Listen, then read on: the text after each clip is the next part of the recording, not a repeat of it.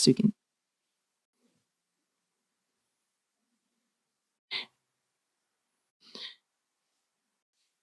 So compound interest is basically when your interest earns interest. And that's essentially when you reinvest your interest into the investment, or your interest increases your loan amount. So the idea behind that is something we did briefly discuss in earlier videos, but it's essentially the idea that, say you have the 100 Rand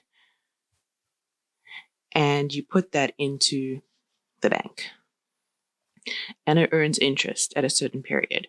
So you get this at your 100 Rand, but you also get an interest amount over here. Instead of taking the interest, you would invest the 100 Rand plus the interest into the next period. So you would invest both of that, and both of those would earn interest to the next period of time. So you would have that 100 Rand plus that interest from previously, and that's going to earn an additional interest amount. And then you're going to, once again, reinvest everything. So you're going to invest the 100 Rand plus the original interest plus I2 for the next amount. So then you're going to get the original 100 Rand plus the I1 plus the I2. That's going to earn interest. So it's going to give you your I3. So that's what we refer to when we talk about compounding. So so we're going to use 10% per annum compounded annually, just to keep things simple. So I can talk about years and stuff, but it'll work for any compounding period. And I'm using a normal interest rate here to describe it, but it works out because it's per annum and compounded annually. So it's technically also I1. And we're going to start off with just 100 Rand. So the present value is 100 Rand. Now, the first interest, I1, is just the present value times by I, which is 100 times by 0.1. How did we get the 0.1? We just took that 10% and divided it by 100. Okay, and that gave us 10 Rand. I know it's a little bit dodgy to use two equal signs in one line, but this is just to keep things clear for us. And then we have I2. So I2 is going to be the 100 Rand plus the 10 Rand, the interest that you acquired. So you reinvest in it, and then you get interest on that full amount. So that's going to give you 11 Rand. So again, what's happening here is we have I2 is equal to the present value plus I1 multiplied by I. And let's just keep this patterning consistent. Let's just recolor I1 there. So I1 in formula terms is just the present value times by I. Okay, so let's do I3 now. So once again, I3 is going to be the original 100 plus that 10 Rand from interest 1 plus the 11 Rand from interest 2 multiplied by 0.1. And that's going to give us 12 Rand and 10 cents. Now, again, in formula terms, I3 is equal to the present value plus I1 plus I2 times by I. Now, at the moment, this is seeming pretty tedious because you have to first work out I1 to get I2 to get I3.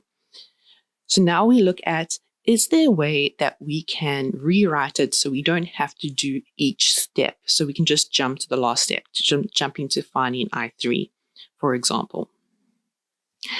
And to do that, what we're going to do is we're going to take the formula equations and see if we can just basically sub I1 with the formula, with the symbols, into I2, and then see what that looks like and do the same for I3. So if we go and do that, we have I2 is equal to PV plus I1 multiplied by I. So we're just going to do it like that. And then we're going to say, okay, well, we know that I1 is technically equal to PVI. So we can rewrite I2 as PV plus PVI, all multiplied by I. And then we're not going to leave it at that yet. We're going to be like, okay, can we make this look prettier?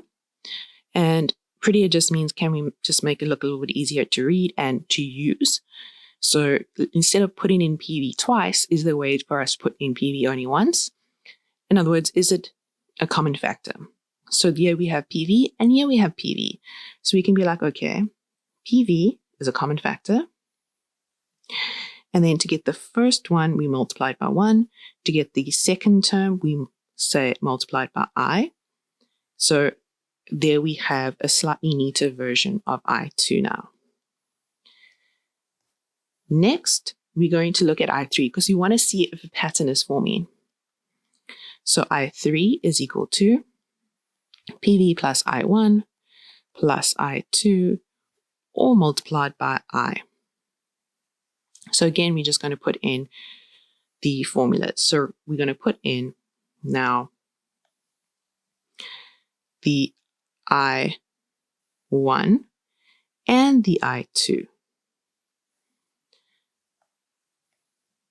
So we say PV plus PVI plus PV1 plus I, all multiplied by that I. And now again, we're going to just try and make it a little bit prettier. So we take out PV as a common factor, and that's going to leave us with 1 plus I comes from that second term, plus 1 plus I multiplied by I, that comes from our third term, all multiplied by I. Still not looking very nice. So we say, is there anything else we can do? And yes, there is. So I'm just moving it so we can see a bit clearer. If we put a bracket around here, then we have a common factor again of 1 plus I. So then we have still the PV that shows over there, but then everything is multiplied by 1 plus I. Then to get the first 1 plus I term, you multiply it by 1, and to get the second 1 plus I term, you multiply it by I. And then don't forget, everything is multiplied by I, so I sits over there. So what exactly does that look like? It's PV 1 plus I squared I.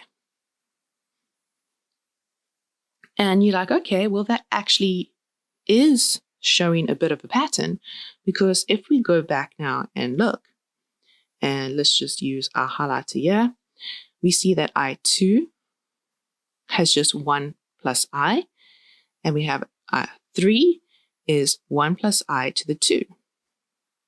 But both of them have the I sitting over there. And both of them have the PV. So there is sort of a pattern forming.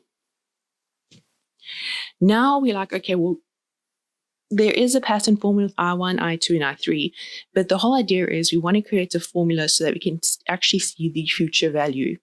So we need to bump this up a bit and look at the future value at the end of year 1, the future value at the end of year 2, and so on. So again, we're just going to create some space. We're looking at, we use a pen now, and not the highlighter. There we go. So we're looking at the future value in year 1, and that's going to be the present value plus I1. And that's going to be the present value plus PVI. We've already worked out what I1 is. So we're just subbing it in.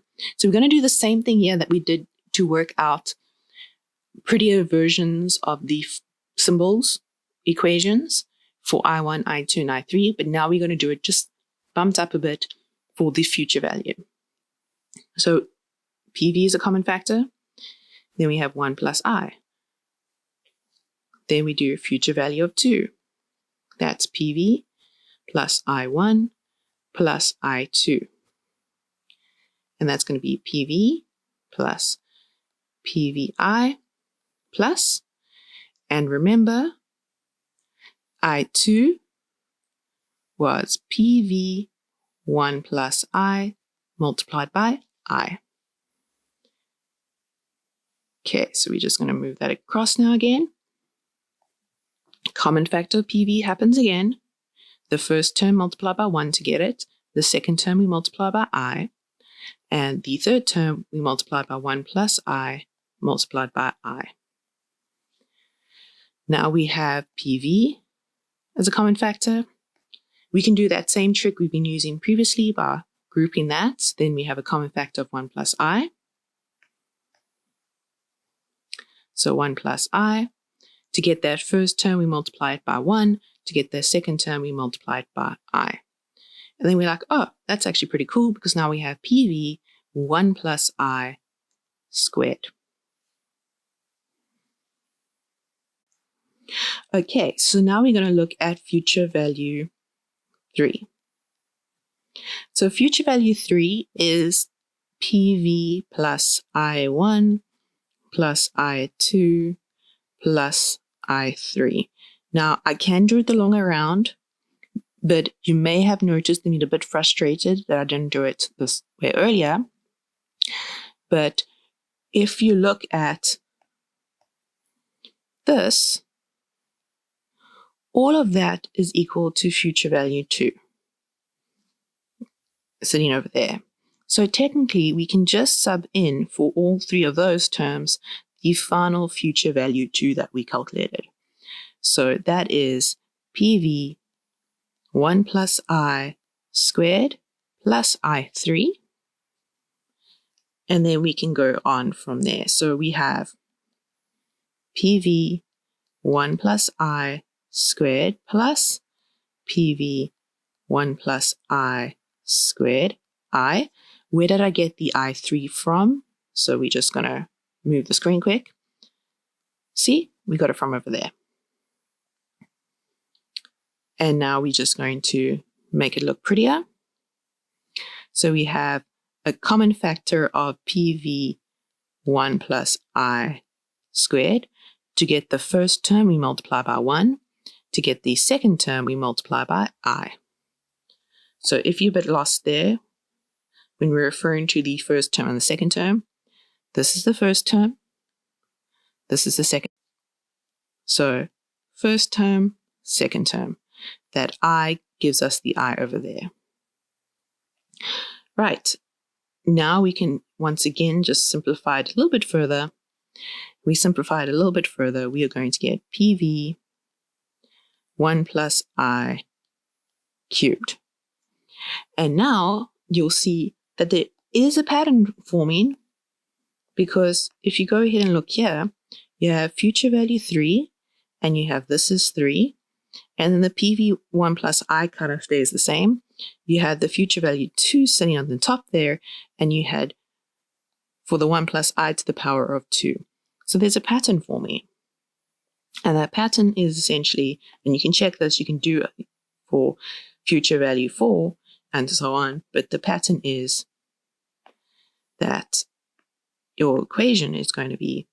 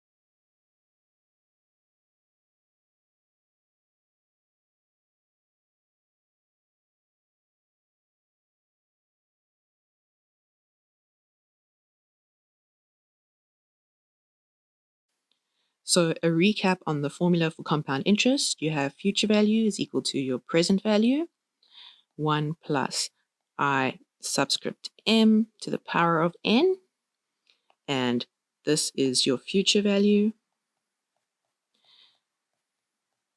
This is your present value.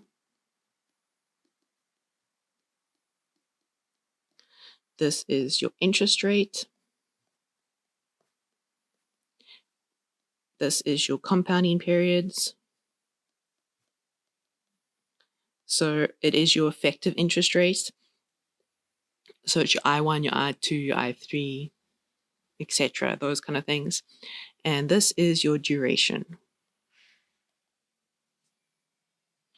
And the duration is you have your compounding periods and your duration, the units must coincide.